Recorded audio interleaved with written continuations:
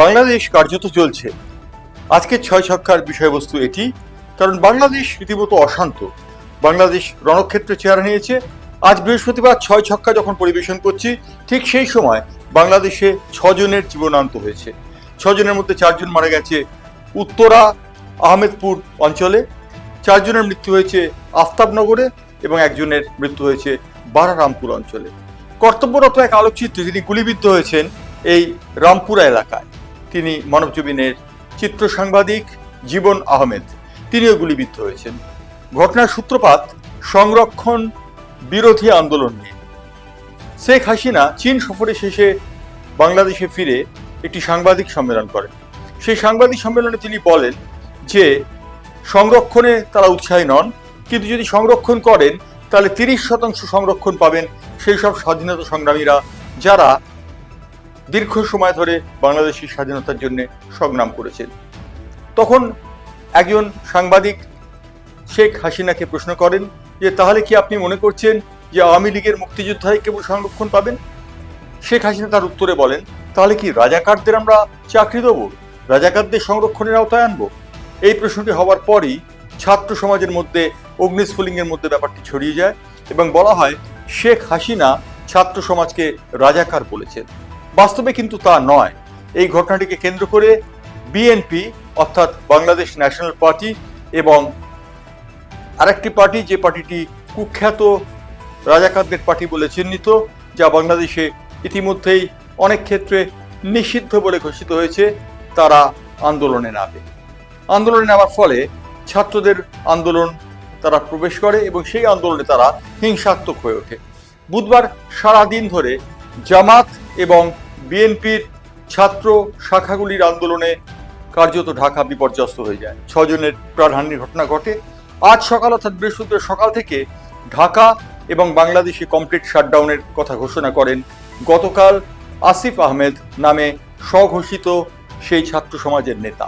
তিনি ফেসবুকের মাধ্যমে আবেদন জানান। সেই আবেদন জানাবার পর গোটা বাংলাদেশ উত্তপ্ত হয়ে ওঠে। আজকে সারাদিন ধরে বাংলাদেশে টিয়ার গ্যাস এবং তার সঙ্গে গুলি চলেছে পুলিশের। র্যাব অর্থাৎ র্যাপিড অ্যাকশন ব্যাটালিয়ন তারা গুলি চালিয়েছে ঢাকার বিভিন্ন প্রান্তে।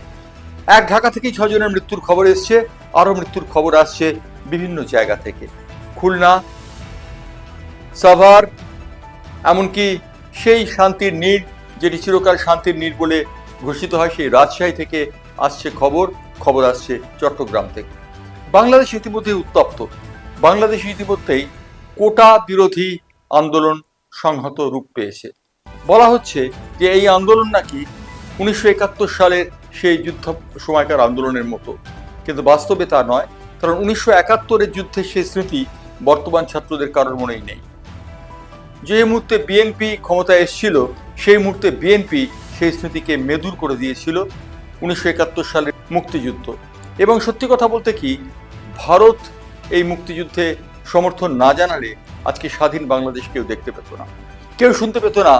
শেখ মুজিবুর রহমানের সেই অনমনীয় কণ্ঠস্বর আমাদের কেউ দাবায় রাখতে পারবে না। অর্থাৎ বোঝা যাচ্ছে যে বিএনপি এবং জামাতের ছাত্রদল ভারত বিরোধী আন্দোলনও করছে। ইতিমধ্যেই ভারত সরকারের পক্ষ থেকে একটি চেতাবনী দেওয়া হয়েছে ঢাকার পড়াশোনা করা ভারতীয় ছাত্রদের। তাদের বলা হয়েছে দেশ ছেড়ে না যেতে, অর্থাৎ বাংলাদেশে তাদের থাকতে বলা হয়েছে এবং যতদূর কম সম্ভব বাড়ির বাইরে বেরোতে বলা হয়েছে। ইতিমধ্যে বাংলাদেশে রীতিমতো অসহনীয় পরিস্থিতি।